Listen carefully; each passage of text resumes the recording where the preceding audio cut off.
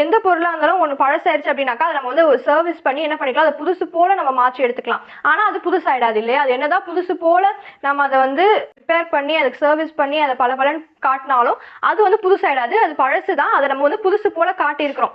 அது போல நம்மளுடைய பழைய வாழ்க்கையை நம்ம வந்து என்ன பண்றது இல்ல, ஏதோ ஒரு வாட்டர் வாஷ் கொடுத்தோ இல்ல சர்வீஸ் பண்ணியோ நம்ம வந்து ஒரு புதுசா ஆனது போல நம்ம காட்டிக்கிறது இல்ல. அதனாலதான் ஞானஸ்தானம் எடுத்த உடனே நம்மளுடைய வாழ்க்கையெல்லாம் மாறிடுறது கிடையாது.